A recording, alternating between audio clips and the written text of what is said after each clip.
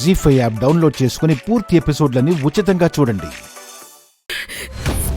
నైని వదలు. నొప్పిగా ఉందా? చంపేస్తావా ఏంటి? నువ్వు చావకముందే, నీ ముక్కు నుండి రక్తం రాకముందే నీ నోటి వెంట సమాధానం రావాలి. ఏం చెప్పాలి? జీవం అన్నని ఎందుకు చంపాలనుకున్నావు?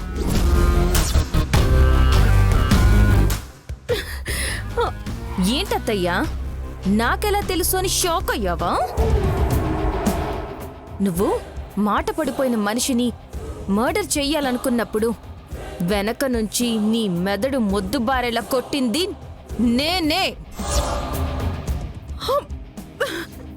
చెప్పు చెప్పు.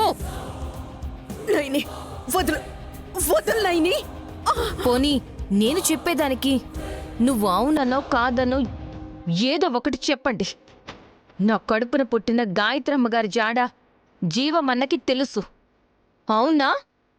చెప్పండి. నైని వదలు. ఏయ్, నాటకాలాడద్దు. జీవమన్నకి తెలుసు కాబట్టే, మాటొస్తే అందరికీ తెలుస్తుంది కాబట్టే నువ్వు తన ప్రాణం తీయబోయావు. అంటే నా కూతుర్ని ఎవరెత్తికెళ్లారో, ఎక్కడికి తీసుకెళ్లారో నీకు కూడా తెలుసనే కదా? వదలు, వదలు నైని. వదిలేయమని, బ్రతకాలని ఆశపడుతున్న నువ్వు చేసిన నేరాలు, చేస్తున్న మోసాలు తలుచుకుంటే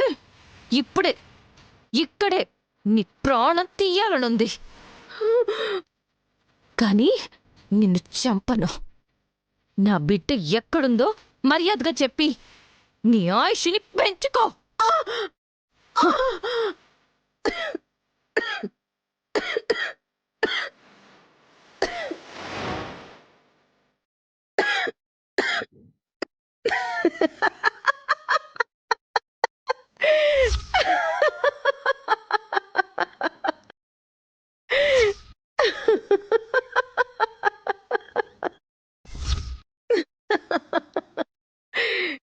గొంతు నొప్పిగా ఉంటే బాధపడకుండా నవ్వుతున్నానెందుకని విస్తుపోతున్నావా?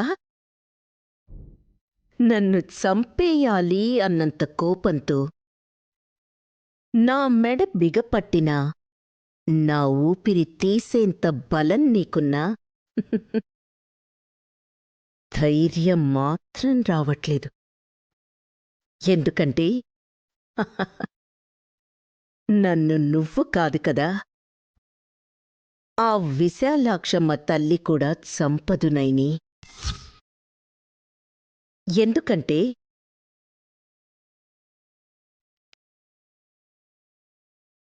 నన్ను చంపగలిగే హక్కు, అర్హత, అవసరం, ఆయుధం కేవలం గాయత్రీదేవికి మాత్రమే ఉన్నాయి. నువ్వు నా మెడకి బెల్టేసినా, తాడేసినా నొప్పి వచ్చేలా చెయ్యగలవు, కానీ సావు రాకుండా కూడా నువ్వే చెయ్యగలవు త్రినయని. ఇప్పుడు నిన్ను ఎందుకు త్రినయని అన్నాను నీకు తెలుసా?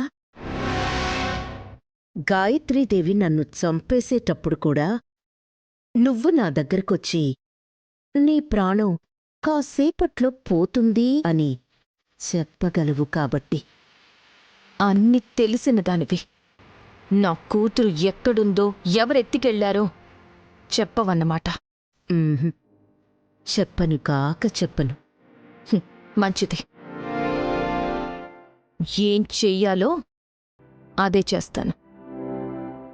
మా అత్త చేతుల్లో నీ చావు చూస్తాను.